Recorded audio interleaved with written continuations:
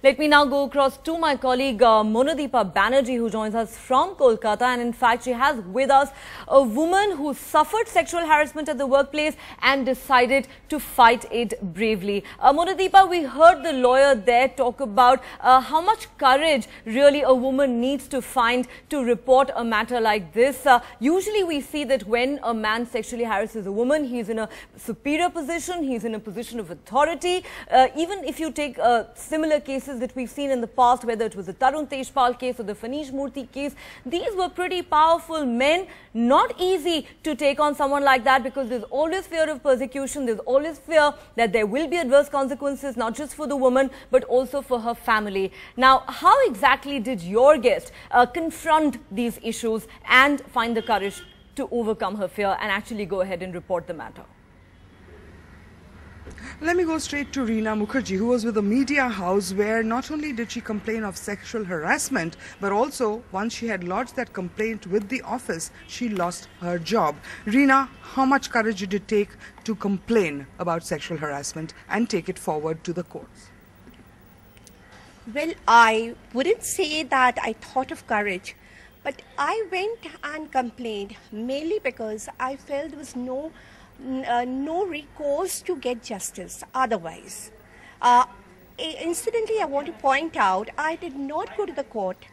Actually, I made my complaint to the Labour Commissioner and I complained of illegal termination.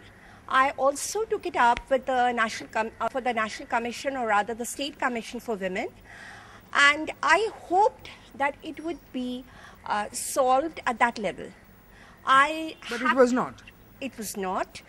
Did you find the Women's Commission at all helpful, supportive, useful?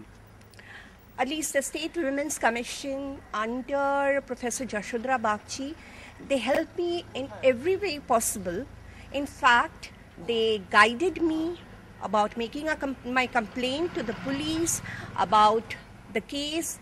They helped me in every way possible, in spite of the fact that, at least at that point, the State Women's Commission had very limited powers. Is it better now, do you think?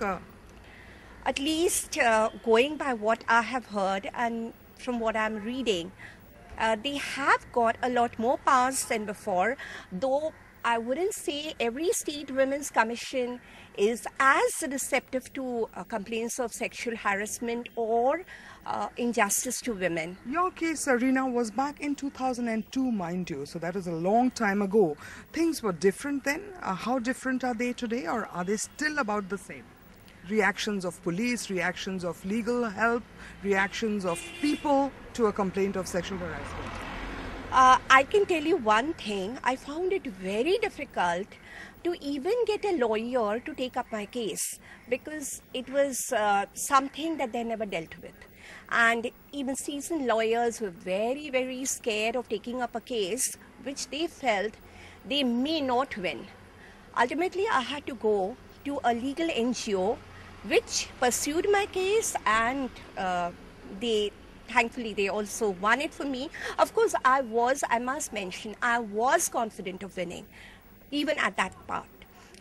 But where the rest of society is concerned, I think there is a lot of difference today. There is a lot of awareness.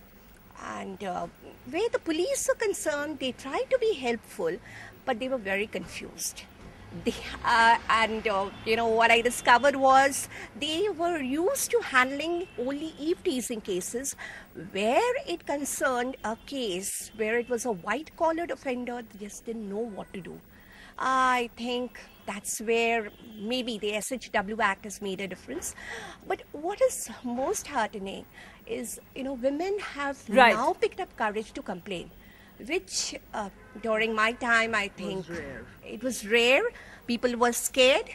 And I think even socially, when you complain, you also need the support of your family, which was rare. That has changed, at least that's what Reena says from her own experience, that there is more support, women are coming up and stepping up, and the system, as it were, is a little more geared to deal with sexual harassment complaint at the workplace than they were back in 2002. Perhaps there's some good news in that. Right, Monadeepa, thanks so much for bringing us that very strong and powerful voice there. Before I go across to Uma Sudhir, let's just quickly take a look at some statistics, rather disturbing statistics. According to a survey, 1 in 3 women in the age group of 18 to 34 has faced sexual harassment at the workplace in India. 81% women say they have experienced sexual harassment in verbal form. 71% women do not report sexual harassment, and 75% women say they were harassed by male co-workers. So those really are disturbing statistics. Let me now go across to Uma Sudhir, who's in fact joined by a professional counsellor. Uma, as we've been saying, it is not easy for a woman to report a case of sexual harassment because there are consequences, often very serious ones. We heard Reena Mukherjee there saying that she had to lose her job when she decided to wage a battle. How difficult really is it for a woman dealing with a case like this? Yes, indeed, Neha. That's what, in fact, I was finding out all through the afternoon as I was talking to several people from the corporate world. Most of them said, yes, either they or their friends have been confronted with such an issue, but coming out and speaking really difficult, considering the fact that the corporate world or, in fact, the world outside doesn't really look at it very kindly, and finding a job again, once you quit a job, also very difficult. I'm joined by Dr. Gautami, who's a psychiatrist who deals with such cases, also Harini, who is in such a workplace, a youngster. In fact, Dr. Gautami, young women find it very difficult to come out and speak, even to a doctor, you were telling me. Yeah, they really don't come out that they are being sexually or in any way, humiliated by opposite gender. They usually come troubled with some anxiety problems like panic attacks or hyperventilations. We need to go in, and then after 2-3 sessions, do they come out that they are being touched by somebody, by somewhere else, and they feel it very, very shy and humiliated, and they don't even want to share with their parents, not even with friends, some of the things. But once that comes out, those anxiety symptoms, they subside actually. Once they come out, the anxiety symptoms subside. But you are telling me, even in a hospital, for instance, you do find paramedical staff, nurses, for instance, being exploited by whoever is in a position of power. Yeah, definitely so. Sometimes we do see certain cases, paramedical staff coming and talking to the women superiors, like women doctors, sharing their experiences, which we cannot discuss really outside. We really don't know what is the reality, what is going on. They do definitely come out and share. Harini, how difficult is it? You are telling me that every time you have also tried, your friends have tried to go out and complain anytime. They told you dress in a particular way, you are talking in a particular way. Yeah, because when we go and complain to anybody, whether it's in an education institution or a workplace, the end of the day, the blame comes to us. They're like, you maybe do not dress properly, or it's maybe the way you walk, or the way you talk, and that is why somebody is taking an advantage of all this. So even if we go and complain, a real big time action is not really taken. And it's us. I mean, there were very less women who really take up and have the courage to go and speak out and tell people. Very often you are told to just walk away from the situation. Yeah, when even at home, most of the parents ask their daughters to leave that place, whether it's workplace or institution, leave the workplace, and join somewhere else and look for something else, which is not very easy. I mean, not very easy.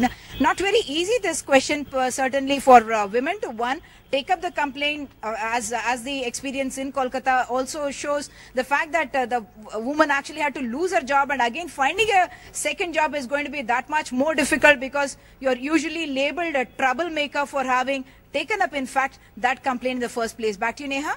Right, Uma, and also often these cases come to us as reminders of how we as a society need to change our attitudes, because often the woman is accused of bringing it upon herself. Many would discourage her from reporting the case for fear of persecution, because it brings with it a certain stigma, and also in so many cases we've seen bizarre and downright insensitive reactions from the police when such matters are reported. One can only hope that over time attitudes will change so that the workplace can become a much safer place for women around the country. Well, that's it from me then. Thanks so much for watching.